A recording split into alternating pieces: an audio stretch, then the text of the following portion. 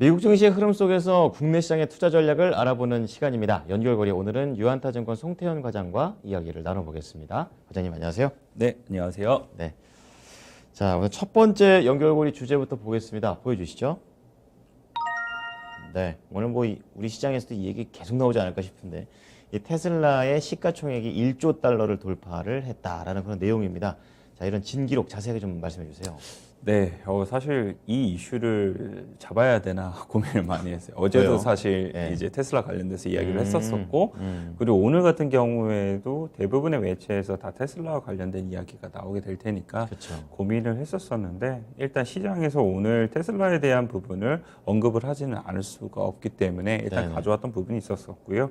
세 가지의 원인 때문에 테슬라가 오늘 강세를 많이 보인 부분이 있었습니다. 그렇군요. 예. 예, 첫 번째는 일단 허츠에서 테슬라에 대해서 10만 대를 이제 차량 주문을 하겠다라고 이야기를 한 부분이 있었습니다. 렌트카 업체죠. 네, 예. 렌트카 업체인데 사실 이 렌트카 업체가 코로나 때 이제 이 파산에 들어가기까지 했었었는데 이게 이제 회복을 하게 되면서 네네. 이 테슬라에 관련돼서 10만 대를 이제 주문을 하겠다라고 얘기를 하게 되고 이걸 내년도까지 이제 내년 말까지 인도를 받겠다라고 얘기를 하게 돼요. 네. 이 금액 자체가 하나로 보게 되면 한 5조 정도 된다고 하거든요. 조 단위군요. 네, 예. 그래서 이 규모 자체가 상당히 큰 부분이 있었다라고 보시면 될 것 같고요. 네.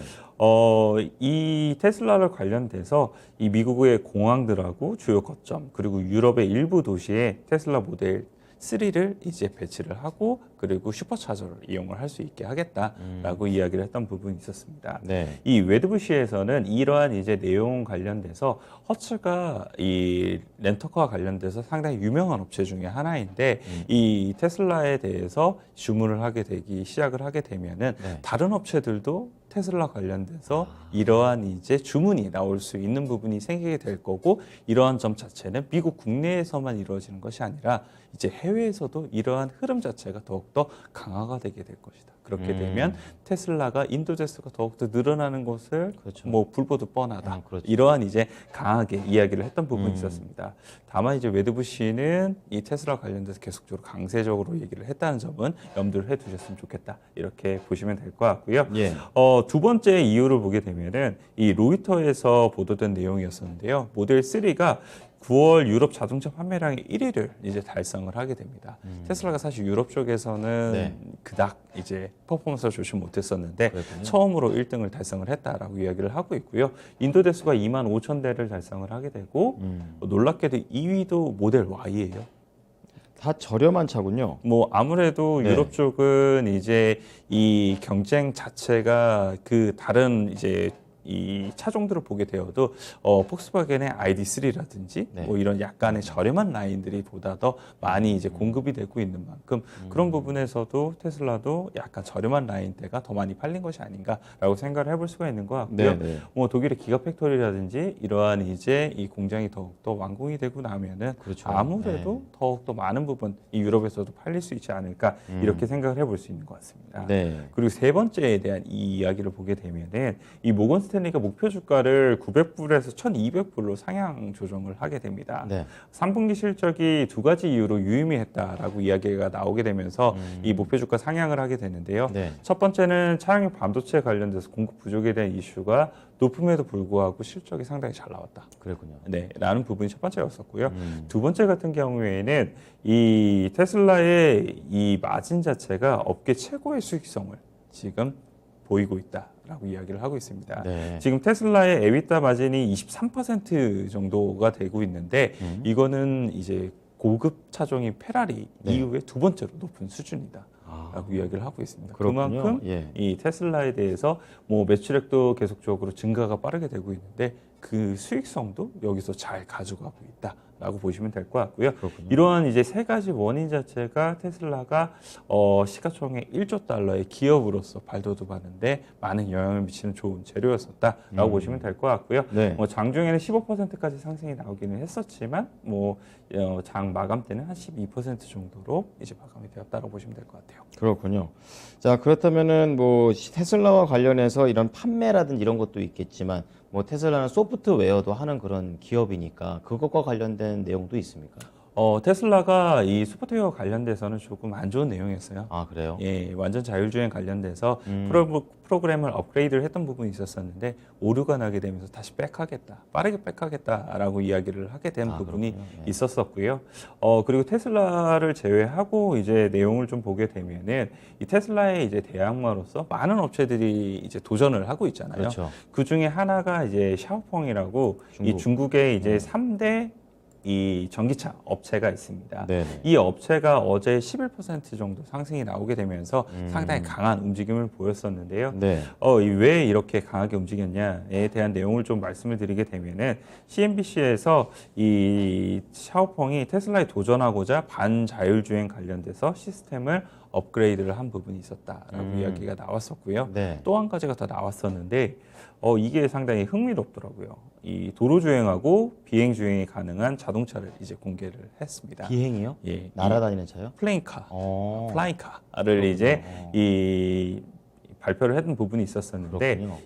2024년도에 양산을 이제 목표로 해서 우리가 준비를 하고 있다라고 이야기를 하고 있고요. 가깝네요. 네, 이런 부분이 자율주행하고 이제 이 연관을 맺게 되면서 우리가 더욱더 테슬라의 그 다음에는 우리가 더 빨리 가겠다. 라고 이야기를 했던 부분이 있었었고요. 그 외에도 이제 보게 되면은 루시드 모터스 같은 경우에도 그렇죠. 어제 상승폭이 상당히 좋았었는데 이 픽업 트럭 관련돼서 루시드 모터스가 계속적으로 더욱더 빠른 행보를 이제 보이고 있습니다. 네. 그래서 내년도 같은 경우에는 전기차가 이제 승용차가 아니라 이 픽업 트럭 부분에서도 상당히 경쟁에 대한 부분이 격화될 가능성이 상당히 높다라고 보시면 될 것 같고요.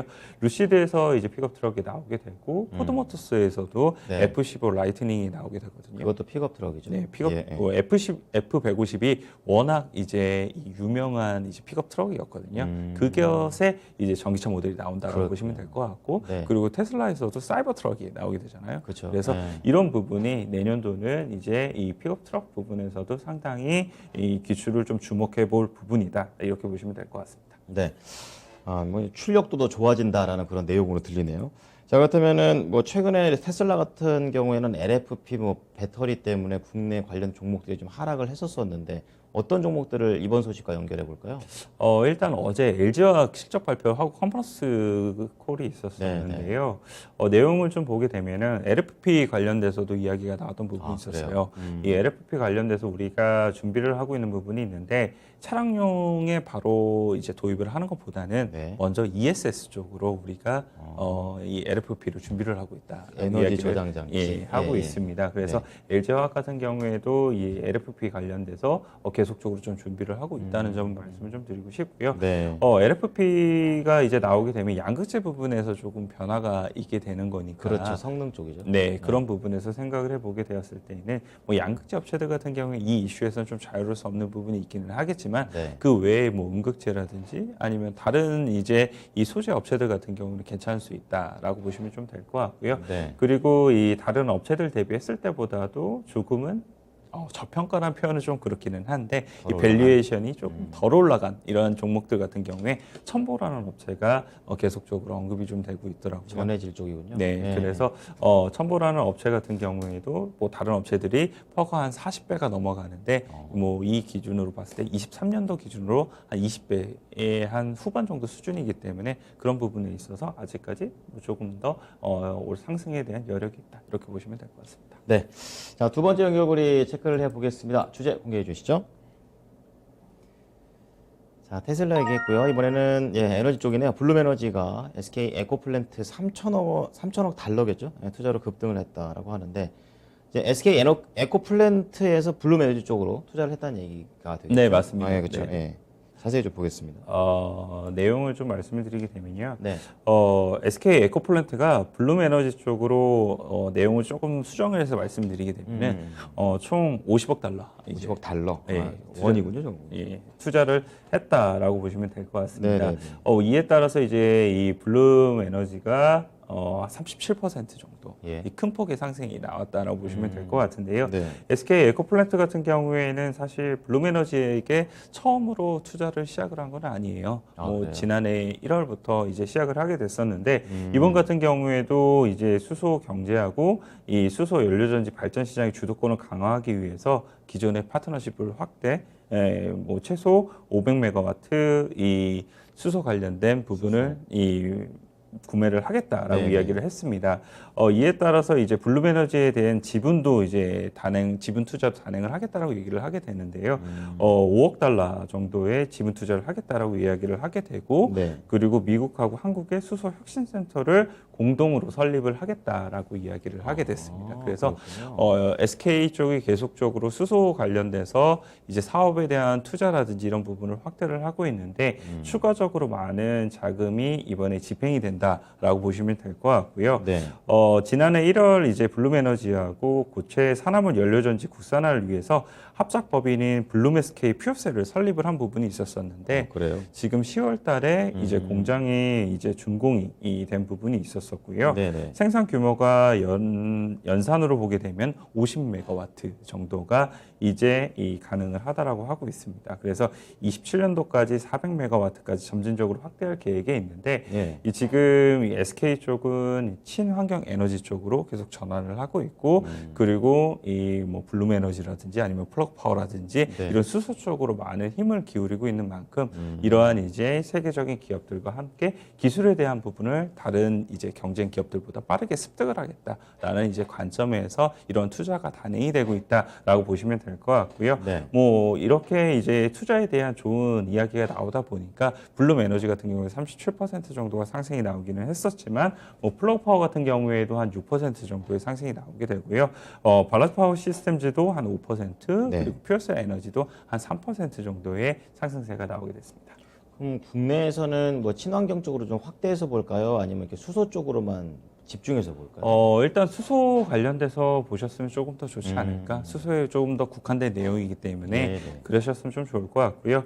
11월 1월 2일에 영국 글래스고에서 이제 유엔 기후 변화 협약 정상회의가 지금 예정이 좀 되고 있어요. 그래서 그렇군요. 그 관련돼서도 탄소 중립에 대한 이야기가 다시 한 번 더 이야기가 나올 가능성이 있게 될 거고 네. 그렇게 되면 수소 관련된 종목들이 국내에서 다시 한 번 더 움직일 수 있는 여진이 있다라고 보시면 될 것 같습니다. 네. 그래서 뭐 대표적인 종목으로 유니드 같은 경우에는 유니드.